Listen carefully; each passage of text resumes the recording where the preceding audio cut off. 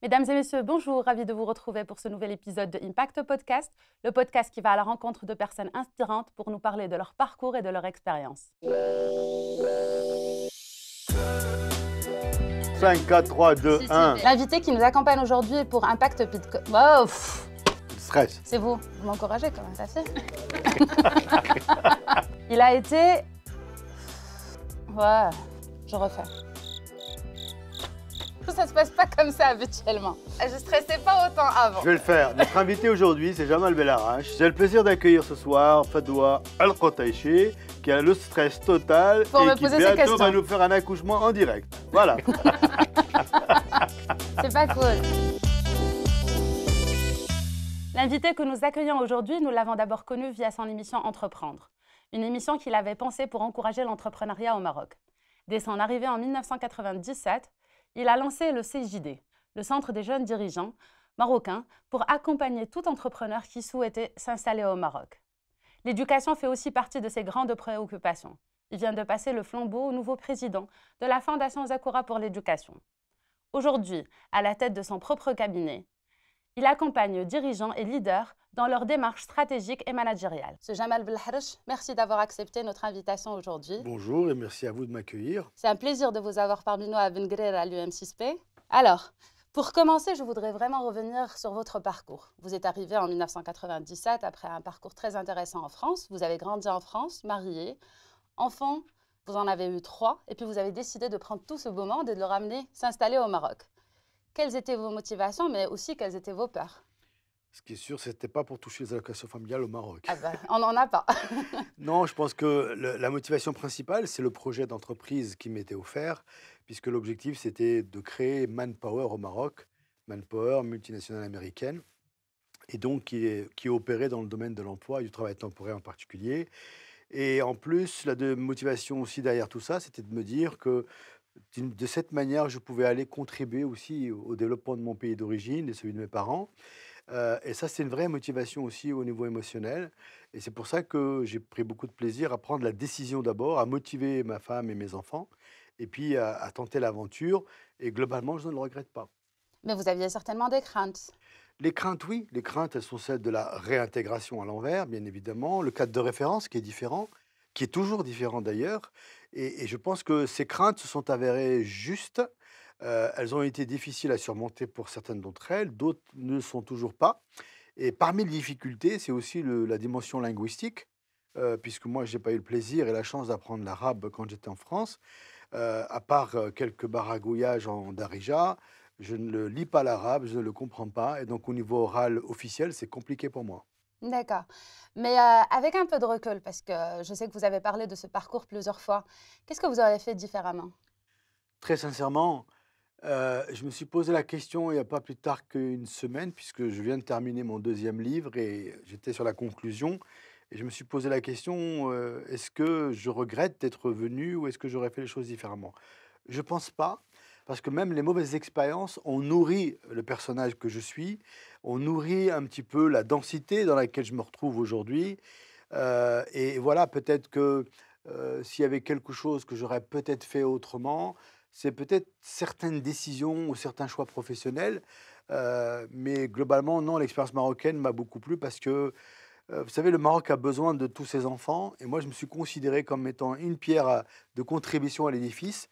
Et le Maroc d'aujourd'hui n'est pas de celui du 97, bien évidemment. Et je suis content, malgré tout, d'avoir contribué à l'aventure marocaine. Alors, justement, vous parlez de votre livre. Alors, je vais revenir sur le premier livre, Envie de Maroc, dans lequel vous parlez du côté administratif, parce qu'au fait, oui, vous êtes venu dans le cadre d'une mission, mais c'était quand même vous qui entreprenez tout, c'était vous qui décidez de tout, et vous aviez parlé de toutes les difficultés, au fait, que vous avez eues en revenant, et puis aussi sur un plan administratif et de ressources humaines. Oui, Si on oui. devait réécrire les pages, Je pense qu'il n'y a pas beaucoup de choses qui ont changé. D'abord, la lourdeur administrative n'a pas beaucoup évolué, même si aujourd'hui, il y a des efforts qui sont faits dans le domaine de la digitalisation, mais on n'est pas encore sorti de l'auberge. Maintenant, sur le plan de la culture de travail, là aussi, très très peu de choses ont évolué au niveau des entreprises, au niveau la disponibilité du capital humain en général et surtout du mindset des gens. Maintenant, la chance que nous avons, c'est que le monde a changé. Les impacts, on va dire, de la révolution numérique commencent à pénétrer l'entreprise et l'arrivée des générations, notamment Y, Z et bientôt les alpha, sont en train de faire muter l'entreprise vers un nouvel état d'esprit où le management horizontal va devenir la règle et la verticalité va disparaître petit à petit, même si elle va rester très présente dans l'administration.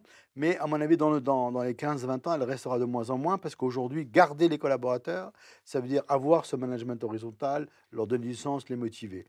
Et à l'époque, me semble-t-il, modestement, moi, j'étais déjà un peu dans ce mindset parce que même si j'ai grandi en France, j'ai travaillé en France, mon mindset professionnel est plutôt anglo-saxon, qui est basé sur faire grandir, empower people.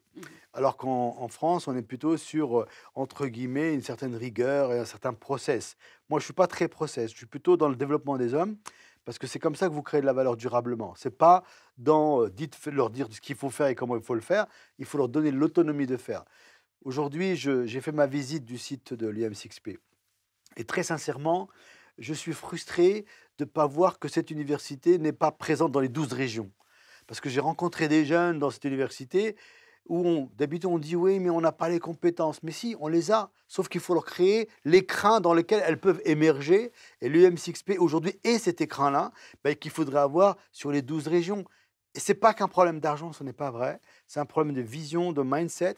Et je pense que politiquement, on doit s'inspirer de ce modèle pour se dire que si on veut changer l'entreprise de demain, il faut commencer par éduquer différemment aujourd'hui. Merci beaucoup pour ce petit point sur l'UM6P. Alors, je vais quand même revenir, même si notre sujet est purement entrepreneurial, vu qu'on est les invités de YouFounders, mais je ne vais quand même pas rater l'occasion. C'est une première. Vous venez de parler de votre deuxième livre. Je pense que vous n'en avez pas du tout encore parlé sur les médias.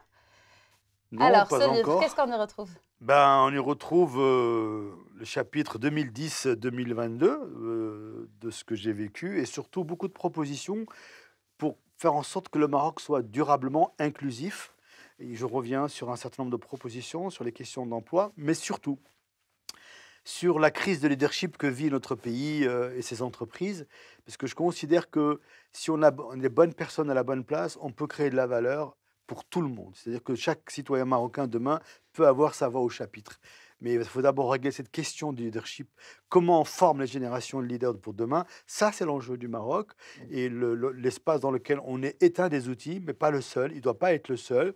Et je pense que entreprendre sa vie, c'est d'abord entreprendre sa propre transformation à titre individuel, mais il faut donner encore une fois l'opportunité aux jeunes de se transformer d'abord en termes de soft skills avant d'aller très loin dans leur projet professionnel. Et puisqu'on est dans l'univers de l'entrepreneuriat, effectivement, l'entrepreneuriat est une des voies de la transformation du pays, à condition, encore une fois, que entreprendre ne soit pas la finalité. Parce que ça commence d'abord par, encore une fois, avoir une idée, un projet et être en capacité de le porter.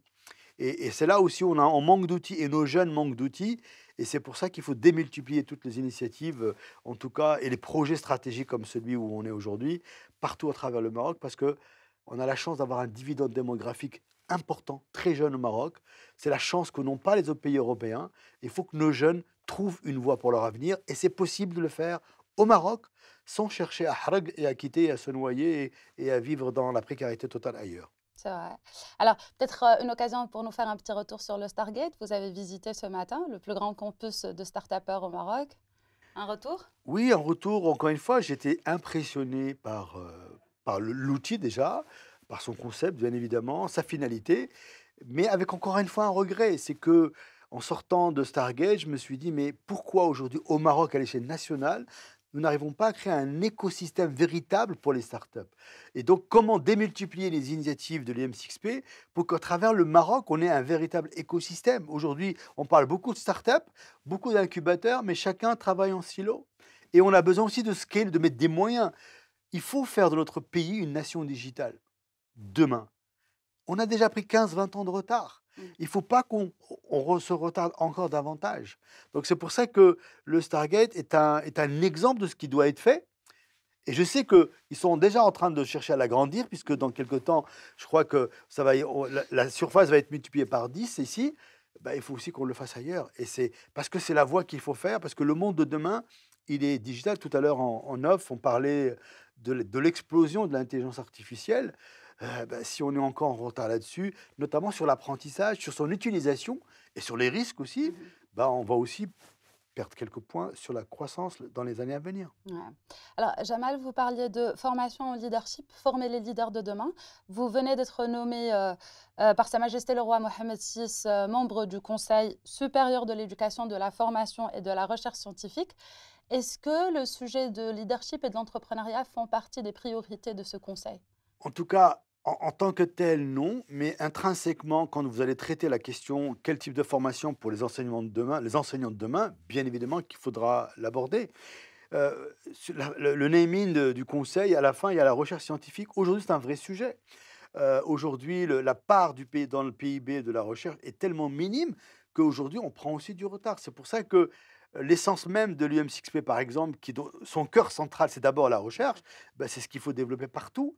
Et donc, les questions de leadership, intrinsèquement, même au sein des laboratoires, il faut développer un certain type de leadership pour gérer des laboratoires. Et les enseignants demain devront avoir un certain charisme et leadership pour inspirer davantage et les étudiants et les élèves pour la partie secondaire. Donc, le leadership va être au cœur de tout individu pour que demain, on puisse créer un vrai mouvement de transformation nationale, même au niveau continental et au niveau mondial, parce que c'est nous qui sommes l'inspiration pour l'autre. Mhm. Dès lors qu'il y ait cette envie, et comme je l'ai dit toujours, il faut lier 3 éléments: la tête, le cœur et les tripes, comme vous le savez. Mhm. Et donc aujourd'hui, on ne peut pas uniquement remplir la tête des gens sans utiliser leur cœur et leur tripes pour transmettre les choses. Mhm. C'est ce qui manque dans notre pays, dans la plupart des organisations. Et c'est pourquoi il faut impérativement batailler pour enrayer cette crise de leadership qu'on vit dans le pays aujourd'hui.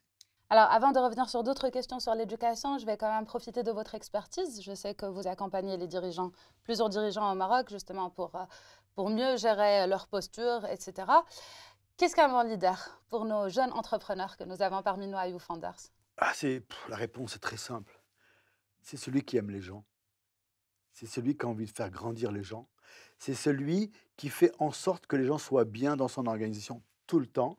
C'est ainsi qu'il crée de la valeur pour lui de manière durable. Si on n'aime pas les gens, si on n'a pas envie de les faire grandir, on n'est pas un leader. Après, bien évidemment, il y a le reste. Il y a donner le cap, la vision et tout ce qu'on veut, mais fondamentalement, intrinsèquement, il faut aimer les gens et vouloir les faire grandir. Sinon, ça ne marche pas. Et puis enfin, il faut être authentique. Il faut être congruent, dire ce qu'on fait, faire ce qu'on dit, pour on puisse être exemplaire et que les gens nous suivent véritablement parce qu'ils savent que on parle avec notre cœur et avec nos tripes. Bah, je pense que le message est bien passé. J'espère qu'ils prendront au mot. Alors, je vais revenir sur le système éducatif marocain. Et vous êtes quand même assez connu pour vos entrées assez disruptives, on va dire. Alors, selon vous, qu'est-ce qu'il faudrait mettre en place concrètement? Concrètement, c'est simple à dire, mais pas à faire. Parce que un système d'éducation aujourd'hui, ça met du temps. C'est sur une génération qu'on voit les résultats. D'abord, permettez-moi de vous dire simplement que les réformes qui ont été initiées depuis quelques mois avec le nouveau gouvernement, et particulièrement sur la partie éducation nationale avec M. Ben Moussa et sur la partie supérieure, M. Melaoui, si ces deux personnes ne réussissent pas, personne ne réussira. Donc il faut les aider à réussir. La réforme telle qu'elle a été entreprise, elle est tridimensionnelle. Elle est sur l'enseignant, elle est sur l'élève, elle est aussi sur les parents, et j'ajoute la quatrième dimension, elle est aussi sur les infrastructures. Si on voit la réussite de l'UM6P, c'est quoi? Les infrastructures sont au top. C'est-à-dire qu'on a envie de venir étudier et on a envie de venir enseigner. Ensuite, bien évidemment, les parents, bien évidemment, ils sont intégrés. Il y a des facilitations, il y a des bourses, etc. Et puis surtout, les deux principaux, l'élève et l'enseignant.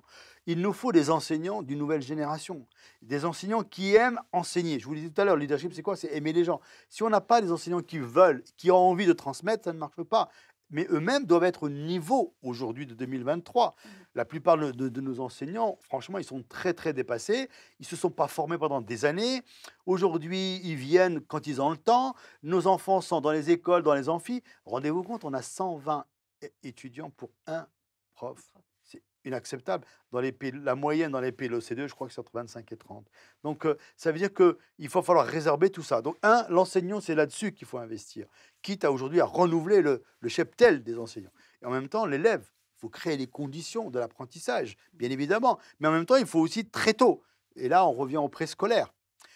il faut qu'on ait un préscolaire massif, puissant, qualitatif, parce que c'est de 4 à 6 ans que les enfants se structurent cognitivement parlant. Si on rate cette phase-là, on aura tout raté. Après, faire en sorte que du préscolaire, lorsqu'on va au primaire, il y ait la continuité pédagogique, ce qui n'est pas toujours le cas. Moi, j'ai eu la chance de présider aux destinées de la Fondation Zakura pendant 9 ans. On a un préscolaire de très haut niveau. Et on a fait une étude d'impact il y a quelques semaines, et je vous informe que le taux de maîtrise cognitive sur les savoirs principaux et comportementaux, on est à plus de 75% d'acquisition, alors qu'au niveau national, on n'est même pas à 30%. Le taux de déperdition chez nous, dans la Fondation Zakura, ne dépasse pas les 0,5%. OK? Donc c'est juste pour vous dire que c'est possible de le faire dans notre pays avec le peu de moyens que nous avons. Donc les solutions, pour répondre définitivement à votre question, investir dans l'enseignant en transformant sa formation, investir dans l'élève en créant les meilleures conditions d'apprentissage, mais le plus tôt dans la chaîne de valeur éducative, dès le préscolaire, et bien évidemment les infrastructures. Et puis pour revenir à l'enseignant, il faut aussi qu'il soit très bien payé, et puis surtout qu'on l'oblige à accepter de se faire évaluer et qu'on le rémunère avec des contrats performance et qu'il accepte le contrat de la performance. Alors, vous avez parlé de la Fondation Zakura et les avancées. Est-ce que finalement, on compte sur la société civile pour tout faire avancer dans ce pays? On ne doit pas tout compter sur la société civile, mais la société civile a un rôle à jouer. D'accord? Sa Majesté, dans l'un de ses discours, a demandé aux ONG de jouer leur rôle. L'État seul ne peut pas tout, pour qu'on soit très clair. Donc, je pense que le retard que notre pays a pris sur les questions d'éducation ou de la santé, aujourd'hui, les ONG, le secteur privé en général, même les entreprises doivent jouer un rôle dans l'éducation. Elles doivent accepter de recevoir des stagiaires, elles doivent accepter de recruter des jeunes diplômés. L'entreprise qui vous dit, moi, je ne veux que des gens expérimentés, je vais me permettre de dire quelque chose qui peut paraître grave, elle commet un crime de non-assistance à jeunesse en danger. Parce que le rôle de l'entreprise, c'est aussi d'apprendre. Un gamin qui sort de l'université ou de l'école, il a encore du temps à apprendre. Donc, l'entreprise doit jouer son rôle. Si elle ne le joue pas, c'est grave et c'est non-assistance à jeunesse en danger. C'est là où je dis que l'État seul ne peut pas tout. Il est là pour créer les conditions, il est là pour mettre sur le marché du travail. Et en même temps, comme le disait un ami récent avec lequel j'ai discuté, il ne faut pas qu'on se mette dans la tête que l'université doit impérativement former pour le marché du travail. Elle forme d'abord des gens en capacité d'eux, parce que pour faire une nation, il faut qu'on ait des gens qui réfléchissent de manière logique. C'est pour ça qu'il faut des têtes bien faites plutôt que des têtes bien pleines. Et ensuite, l'entreprise doit aussi accepter son rôle de dire, pendant 2 ans, la personne va apprendre encore avec moi, et c'est pas grave.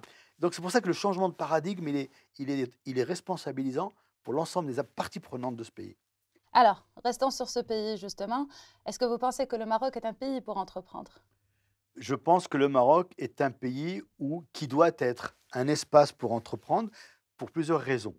La première, je vous l'ai dit, nous avons un dividende démographique qui est avantageux pour nous, donc une jeunesse qui est intelligente, qui est en capacité d'eux. Parce qu'encore une fois, on le voit partout. Dès que les jeunes marocains, vous les mettez en condition, ils font des choses extraordinaires. Ça, c'est le point 1. 2, bien évidemment, qu'il faut que l'État crée les contours de bien entreprendre. Exemple, vous ne pouvez pas créer un statut d'auto-entrepreneur une année et 2 ans après, vous dites on le change parce que, attention, il y a des risques, il y a des gens qui en profitent. Oui, il y a pour les brebis galeuses qui en profitent, il faut peut-être les punir elles, mais il ne faut pas changer tout un système. 3, effectivement, il faut que les entreprises bien installées jouent leur rôle aussi d'incubateur partenaire, à savoir créer des conditions pour donner accès au marché à ces auto-entrepreneurs et les aider. C'est important. Et 4, dans l'écosystème, l'apprentissage doit être permanent. Il faut permettre à ces auto-entrepreneurs d'être tout le temps en apprentissage, d'avoir accès à des mentors, ça c'est très important, et aussi que ces entrepreneurs fassent preuve d'humilité souvent. Parce que l'humilité n'est pas une qualité intrinsèque aux Marocains en général, et donc l'entrepreneur doit accepter à un moment donné de dire, tiens, je vais me faire mentorer parce que sur le sujet, je ne le connais pas. Donc, je sais, il y a des associations aujourd'hui qui existent, comme Maroc Entreprendre et d'autres, mais ce n'est pas suffisant parce que le besoin est important pour une raison simple. C'est que, à peu près, on va dire, dans les grands nombres, 30% de nos jeunes diplômés sont au chômage, c'est très grave. Et qu'aujourd'hui, vous avez allez, je ne parle même pas des NEET, mais si je prends l'ensemble des jeunes en général qui ne travaillent pas, c'est quand même plus de 5-6 millions, c'est énorme. C'est énorme. C'est énorme. C'est une C'est grande énorme. déperdition, en effet. Alors, je reviens justement sur le mentoring. Nous, quand on reçoit des jeunes au niveau de YouFounders, ils sont d'abord là pour chercher un investisseur, mais oublient toujours toute la phase d'accompagnement. Et donc, c'est là où on fait un grand travail. La place du mentor dans la vie d'un entrepreneur. Et pour moi, elle est vitale. Vous savez, si on bench avec ce qui se passe ailleurs, prenons le monde anglo-saxon qui est ma référence personnelle et culturelle, ils n'ont aucun problème à se faire mentorer. Mhm. Parce qu'il y a l'humilité, parce que ce qu'ils voient, c'est l'efficacité derrière. Ici, c'est l'ego, y compris chez les jeunes entrepreneurs. D'accord. Parce qu'on pense que l'ego, il est que chez les dirigeants politiques, économiques, machin, mais même le jeune entrepreneur, il a son ego qui est comme ça. Donc, je pense que dès le départ dans sa tête, il doit accepter même de mettre dans sa stratégie, je dois trouver un mentor avant d'aller trouver de l'argent. Parce que souvent, l'argent ne doit pas être une finalité, c'est un outil, Mhm. c'est un outil pour aller au bout de son projet. Mais le projet, c'est quoi? C'est une idée, d'accord? C'est un marché, mais c'est une façon d'amener le produit ou l'idée au marché, Mhm. d'accord? Mais cette façon de le faire doit tenir compte de l'expérience d'autres qui l'ont fait avant, peut-être pas dans le même secteur, mais au moins la manière dont ils Dans l'ont la fait. démarche. Et donc, il faut identifier des mentors qui peuvent vous aider, et puis eux-mêmes peuvent vous aider à décrocher les bourses ou les financements ou les capitaux pour ça. Et moi, le message aux entrepreneurs, c'est n'oubliez jamais de mettre dans le cœur de votre stratégie le mentoring et de trouver un mentor. C'est aussi important que de trouver l'argent. Alors, vous avez parlé au fait de ce qui se passe ailleurs. Et j'aimerais beaucoup qu'on parle un peu des Marocains du monde qui sont un peu partout.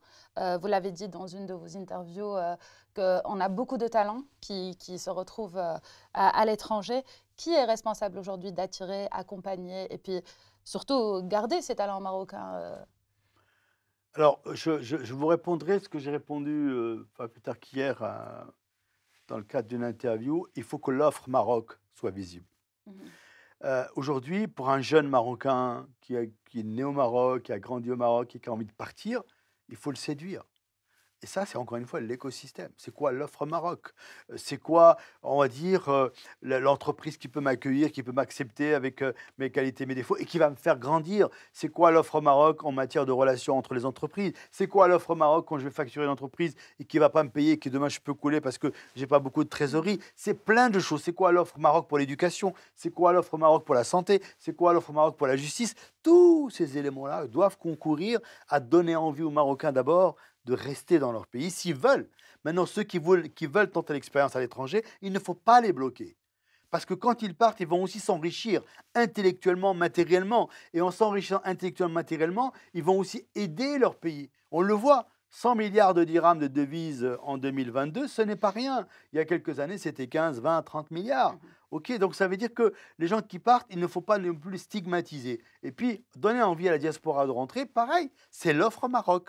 C'est quand un investisseur ou quelqu'un qui est venu travailler au Maroc, qui a grandi ou qui est né à l'étranger, ben, il faut accepter qu'il soit différent. Il faut accepter qu'il ne puisse pas parler l'arabe. Il faut accepter qu'il ait un cadre de référence beaucoup plus normatif, beaucoup plus rigoureux, et ne pas le stigmatiser en disant celui-là, il n'est pas comme nous.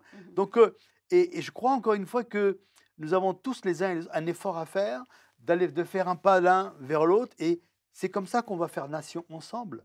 Le Maroc n'est riche ou n'est gagnant que lorsqu'il est uni, et on l'a vu avec cette Coupe du Monde récente, et c'est là où on voit la pertinence et la constance du message de Sa Majesté depuis son avènement sur le trône sur justement le rôle de la diaspora pour faire nation ensemble. Et donc, quand il dit ça, qu'est-ce qu'il dit? Il dit il faut qu'on construise une nouvelle doctrine pour créer une nouvelle relation et que les liens avec la diaspora ne se distendent pas. D'accord. Alors, justement, on arrive à la Maison de la Diaspora, votre dernier projet. Vous êtes le président fondateur de la Maison de la Diaspora marocaine. Déjà, est-ce qu'on pourrait bien la présenter pour que les gens puissent connaître? Aujourd'hui, ça a été lancé depuis décembre 2021.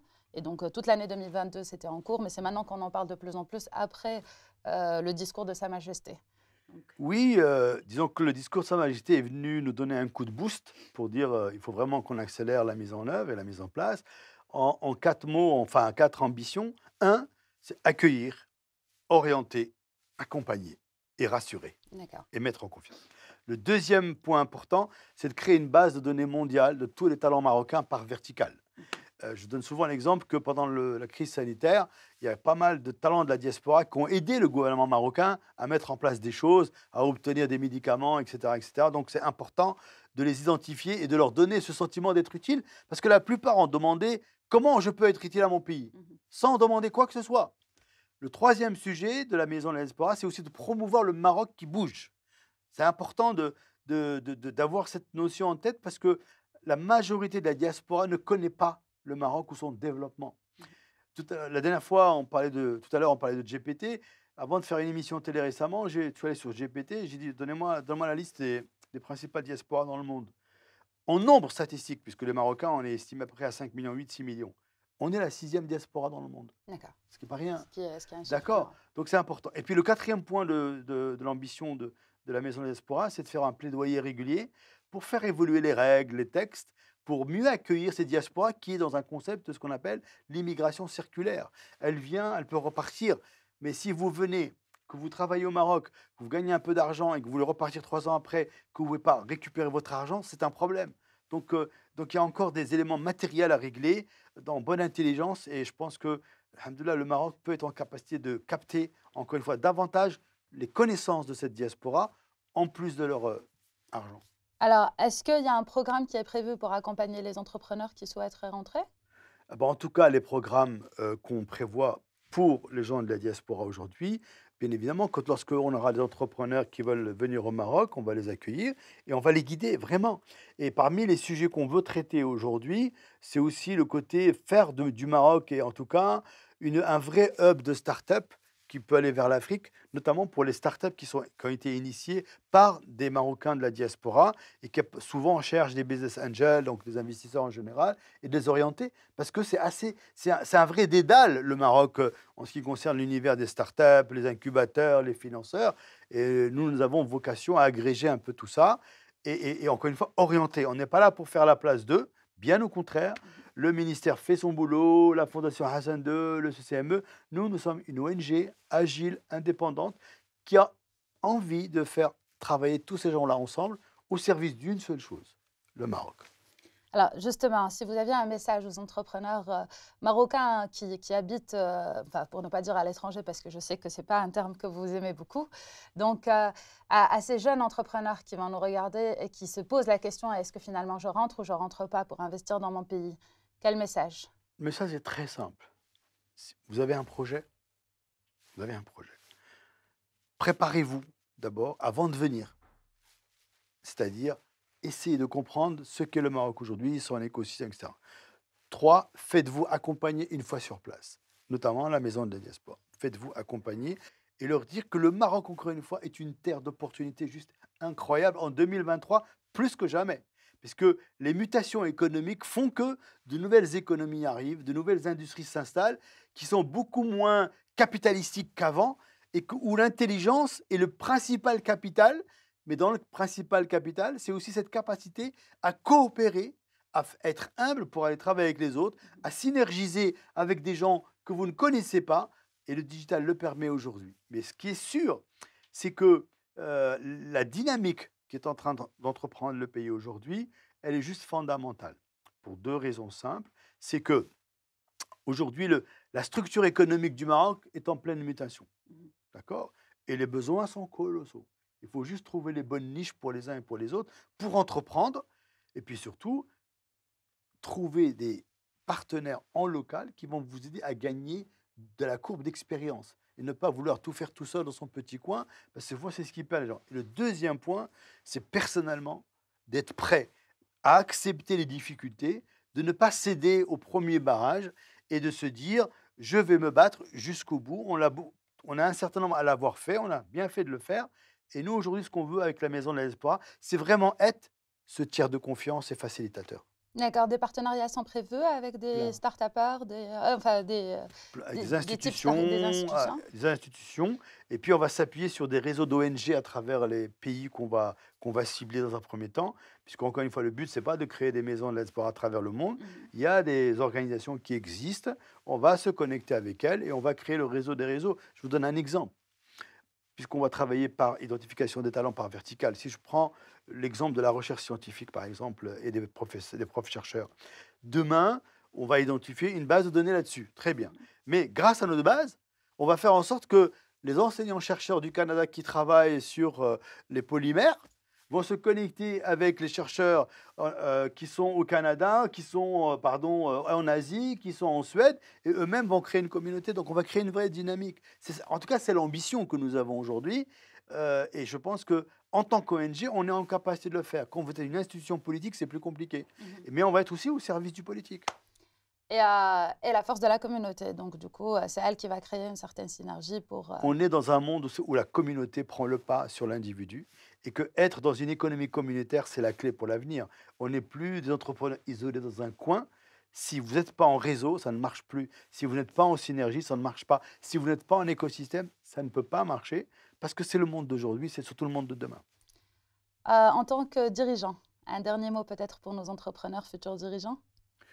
Le seul message, c'est ce que je vous ai dit tout à l'heure, c'est aimer les gens avec qui vous travaillez.